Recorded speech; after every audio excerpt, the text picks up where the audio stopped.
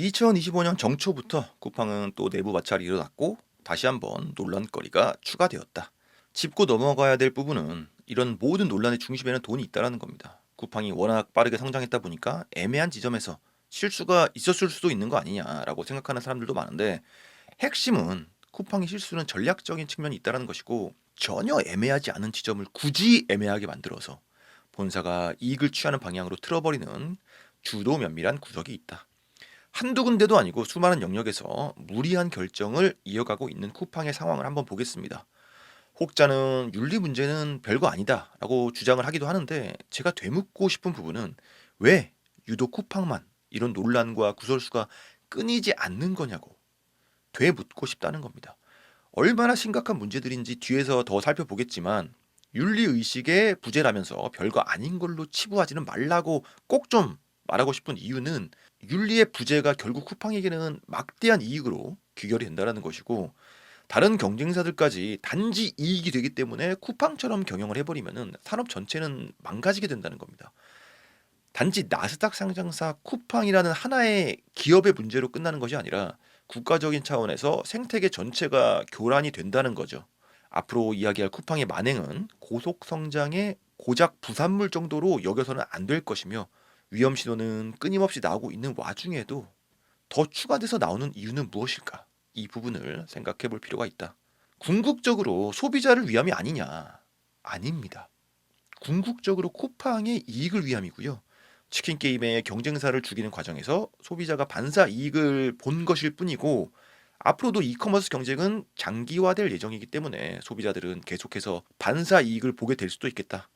네이버 쇼핑도 건재하고 유튜브 쇼핑도 성장을 하고 있으며, 알리와 지마켓이 합체하여 재도약을 하는 이 와중에 쿠팡 역시 끝까지 살아남아서 무한 경쟁을 이어간다면 소비자 입장에서는 지속적으로 반사이익을 보게 될 겁니다. 이런 기업들의 무한 경쟁이 한국의 고물가 상황에서 체감 물가를 낮춰주기 때문에 일반 소비자 입장에서는 긍정적인 부분도 분명히 존재하고 있다. 지난 영상에서 댓글로 유튜브 쇼핑에 태그로 물건을 판매하는 방법에 대해서 한계가 존재한다라고 주장했던 분들도 계셨는데, 저는 이분들의 의견에 전혀 동의할 수가 없는 게, 유튜브가 바보가 아니라는 거죠. 이미 유튜브 쇼핑은 변화가 진행되어서 카페24랑 유튜브가 크로스로 유튜브 쇼핑몰이 만들어진 것을 볼 수가 있고, 쇼핑 카테고리도 이미 생겼습니다. 단지 태그로만 쇼핑을 하는 거기에 머물러 있을 리가 없다는 거죠. 발빠른 업체들은 이미 입점을 하였고 그 숫자도 빠른 속도로 늘어나고 있는 상황이다. 돈이 벌리는데 쇼핑하기 더 편리한 구조로 더 스케일 크게 변하는 것은 당연한 것이고, 현재는 유튜버와 제휴하는 업체를 위한 플랫폼인데 본격적인 유튜브 쇼핑몰의 도래도 역시 얼마 남지 않았다라고 생각을 합니다. 전 세계에서 가장 압도적인 콘텐츠 플랫폼에서 물건을 파는데 수익이 안 날 이유는 전혀 없고, 고로 유튜브 쇼핑이 확장을 못할 이유도 전혀 없다라는 거죠. 다시 쿠팡의 문제로 돌아와서 쿠팡의 2025년발 따끈따끈한 논란을 한번 보면은, 이커머스 1위 쿠팡 배송 단가 두고 또 마찰. 쿠팡이 지역에 따라서 상이하지만 배송 수수료를 최대 30%까지 줄였다라는 주장이 나오고 있는 건데, 갈등이 빚어진 대상은 택배 기사님들입니다. 택배 하시는 분들이 과로사를 했다라는 소식과 쿠팡맨의 난이도가 상당히 높다라는 부분은 모두가 인지를 하고 있는 부분인데, 여기서 한 발 더 나아가서 택배 기사님들을 상대로 배송 단가 후려치기로 인한 갈등 양상이 불거졌다라는 내용입니다. 쿠팡과 타 택배사들과 비교를 해보면 쿠팡 택배만 유독 단가가 계속 낮아지고 있는 상황이라고 합니다. 이에 대해 쿠팡의 답변이 매우 황당한데, 물류량에 따라 단가가 조정되는 경우가 많은데 물류량이 많은 지역은 단가를 낮춰도 기사 수입은 늘어난다 라는 게 쿠팡 층의 입장이라는 겁니다. 물류량이 많은 지역의 기사님들의 수입이 늘어나는 것은 당연한 거고요. 근데 물류량이 늘어나서 더 일을 한 만큼 비례해서 수익이 늘어나야 정상인 건데, 물량이 늘어나는 지점에서 단가를 왜 깎냐라는 겁니다. 쿠팡의 사고방식이 황당하다라는 거죠. 수량이 10에서 20으로 2배가 늘어났는데 수익이 늘었으니까 1.5배만 줘도 된다라는 논리가 너무나도 특이하다는 겁니다. 기사님들께 후려쳐서 안 준 돈은 결국 쿠팡의 주머니로 들어가는 건데, 이게 과연 합리화가 되냐는 겁니다. 개인적으로는 전혀 납득이 가지 않습니다. 쿠팡의 추악한 이익 추구의 행태를 더 보겠습니다. 기사 제목은 공장을 물류창고로 해운대 쿠팡 물류센터 위법성의 행정처분.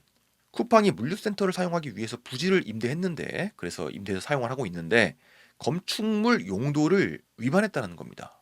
역시 쿠팡의 답변은 매우 황당한데 쿠팡은 빌린 건물이라고 하면서 임대인 측에서 필요한 조치를 진행 중이라고 대답을 하였습니다. 이게 빌렸는지 샀는지는 전혀 중요하지 않는 것이고요. 사업을 영위하는 측에서 법을 지켰어야 되는 것이고 또한 임대인 측에서 필요한 조치를 진행 중이 아니라 먼저 완료를 하고 그 다음에 사업을 했어야 되는 겁니다. 이 과정들도 결국 쿠팡만의 이익을 향하는 것이기 때문에 전혀 합리화가 될 수 없는 것이고 불법을 저지르면서까지 이익을 추구하는 것은 단순한 윤리 문제를 넘어서는 것이고 이번 문제는 쿠팡 물류센터의 화재 사고랑도 연관이 깊은 겁니다. 그래서 심각하다는 거죠. 자세히 한번 들어가 보겠습니다. 문제가 된 쿠팡의 물류창고는 용도가 공장으로 되어 있었는데 물류센터는 건축법상 공장이 아니라 창고로 용도 등록이 되어 있어야 합니다.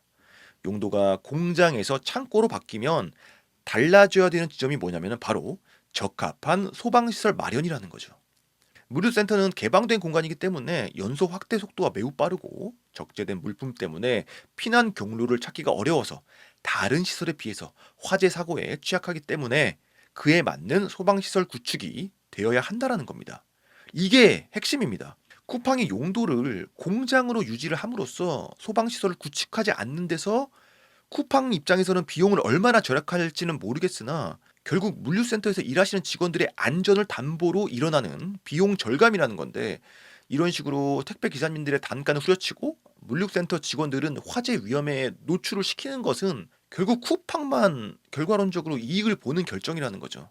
기사에 나온 해운대 쿠팡 물류센터만의 이야기가 아니라 쿠팡 안양 1캠프, 서울 중구 1캠프, 서울 봉천 모바일 캠프, 그리고 수원시 입북동 화성 1 모바일 캠프 등도 창고가 아닌 공장 용도로 물류센터를 이용하다가 적발이 되었다고 합니다. 수원시에서는 강력한 조치를 하겠다라고 밝혔다. 쿠팡은 소방안전자문위원단에 소방방화시설 보강 설치 및 소방방화 대응책 요청 가운데 상당수를 반영하지 않았고 기사에는 안전불감증이라고 표현을 하고 있는데 직원들의 위험을 담보로 하고 회사는 이익이 되는 전략적인 차원의 안전불감증이라는 겁니다. 과거에 쿠팡 덕평 물류센터에서 화재 사건이 있었습니다. 이 사건을 돌아보면은 화재가 일어나기 4달 전에 실시된 소방시설 점검에서 277건에 달하는 무려 277건에 달하는 지적이 있었다라고 합니다. 이미 사고가 나기 전부터 예고가 되어 있었다는 거죠. 화재는 발생한 지 무려 6일 만에 진압이 되었고 화재 진압 과정에서 소방관 1명이 순직을 했으며 덕평 물류센터 화재로 법적 책임을 진 책임자는 물류센터 내 전기 및 소방시설을 전담한 하청업체 직원 3명이었다라고 합니다. 너무나도 가슴이 아프고 분노를 하게 만드는 내용이 아닐 수 없다. 지난 방송에서도 이야기했지만 저는 쿠팡의 가장 악질적인 면모를 보여주는 케이스는 바로 프라이빗 브랜드, 즉 쿠팡 내 자체 상품인 PB 상품을 만드는 과정에서 쿠팡에 입점해 있는 업체 정보를 활용했고 또 그 이후에 일련의 사건에 대한 의혹입니다. 만약에 이 의혹이 사실이라면 입점 업체가 주문하는 공장의 정보를 받아서 쿠팡이 그 공장에 따로 컨택을 해서 쿠팡의 PB 상품을 자체 제작했다라는 건데 입점 업체 입장에서 보면은 정보를 부당하게 사용한 것도 억울한데 그 PB 상품이 결국 경쟁사가 된 거잖아요. 입점 업체가 제공한 정보로 느닷없이 강력한 경쟁사가 나타난 겁니다. 그리고 따지고 보면 동일한 제품이라는 거죠. 근데 가격은 훨씬 더 싸게 형성을 했기 때문에 쿠팡을 등에 업고 정보를 탈취당한 원래 입점 업체에게 총구를 겨누게 된 격이라는 겁니다. 이렇게 되면 입점 업체는 아마도 절대 버티지 못할 겁니다. 근데 문제는 쿠팡은 여기서 한 발 더 나아가서 PB 상품을 검색 최상단에 노출을 했다라는 것이고 심지어 이 알고리즘도 조작을 했다는 점으로 논란이 되었고 또 이로 인해서 처벌을 받게 되었다. 쿠팡은 이 부분에 대해서도 역시 부인했습니다. 쿠팡은 아마존의 전략을 벤치마킹했다라고 하며 쿠팡의 PB 상품의 전략을 구성한 자회사 CPLB의 임원이 바로 아마존 출신이었다라고 합니다.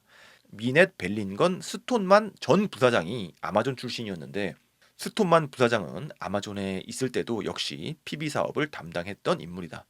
실제로 쿠팡에서 판매되는 PB 제품들은 시장에서 소비자들에게 인기가 있거나 잘 팔리는 제품들의 컨셉을 그대로 모방한 카피캣 제품을 다수 찾아볼 수가 있다고 합니다. 실제로 PB 제품의 수익률이 압도적으로 높다라고 하며 아마존의 경우 PB 상품 수가 전체의 10% 미만이었지만 매출 비중은 50%가 넘었던 적도 있다라고 합니다. 그렇다면 현재 아마존은 어떤 상황인지를 보면은 PB 상품을 오히려 줄이는 방향으로 전략을 틀었다라고 합니다. 아마존은 인기가 없어서라고 입장을 밝혔으나 사실과는 다르다라고 하며 진짜 이유는 FTC, 즉 미국 연방거래위원회의 압박 때문이라는 게 중론이다. 돈이 안 벌리긴 왜 안 벌리겠습니까? 다른 이유가 있었다라는 거죠. 결국 FTC의 압박을 이겨내지 못했다라는 건데 실제로 리나 칸 FTC 위원장이 아마존 담당 일진이라고 하며 2023년 한 해에만 아마존을 상대로 무려 4번의 소송을 진행했고 골자는 바로 반독점입니다. 시장의 건강을 해친다라는 거죠. FTC가 소송을 제기하기 전에 아마존이 문제 해결을 위해서 조율을 시도한 적도 있었지만 FTC가 합의를 해줄 가능성은 희박했고 이런 압박을 결국 글로벌 굴지의 아마존조차도 버티지 못했다는 겁니다. 커머스의 생태계를 망치는 반대 극부에는 아마존만의 이익이 존재하고 있었기 때문에 국가적인 차원에서 내버려둘 수가 없지 않았나 싶고요. 거짓말을 하고 또 눈 가리고 아웅해봤자 소용은 전혀 없었다. 아마존의 전략을 갖다 쓴 쿠팡도 한국에서 비슷한 절차를 밟고 있습니다. 쿠팡이 2분기에 일시적으로 적자 전환을 해서 마이너스 342억 원이 나왔는데 해당 분기에 과징금으로 낸 돈이 1628억 원입니다. 과징금만 없었더라면 흑자란 얘기고요. 쿠팡의 과징금 내용은 아마존과 비슷하게 공정거래법 위반입니다. 쿠팡의 PB 상품을 만드는 자회사 CPLB가 공정거래법을 위반했다라는 내용이고 알고리즘 조작 등 불법 행위를 하지 말라라는 시정 명령과 함께 과징금 약 1,400억 원이 부과된 겁니다. 정리하면 쿠팡은 건축물 용도 위반으로 행정처분을 받았고 이와도 관련 있는 소방시설 구축 관련 건축법 위반 그리고 공정거래법 위반 및 불공정 행위 그리고 화도급법 위반 등의 의혹으로 공정거래위원회로부터 여전히 다수의 조사를 받고 있는 상황입니다. 이 와중에 피어 내 경쟁은 더 치열해졌습니다. 유튜브 쇼핑의 도래, 지마켓과 알리의 합작, 네이버의 도약 등으로 경쟁 구도의 난이도는 더 심해지고 있는 상황이다. 쿠팡은 2025년 어떤 모습으로 소비자를 만날 것인가? 쿠팡 멤버십 가격을 더 올려야 될 수도 있습니다. 아니면 직원들에게 줘야 될 돈을 더 줄여야 할 수도 있겠습니다. 어쩌면 소방시설 구축 비용을 올해도 아껴야 될 수도 있습니다. 어떤 결정을 할지는 모르겠지만 한 가지 확실한 것은 우리는 쿠팡을 사회면에서 또 만날 수 있을 것이다. 오늘 방송 여기까지고요. 도움이 됐다면 구독과 좋아요 부탁드립니다. 감사합니다.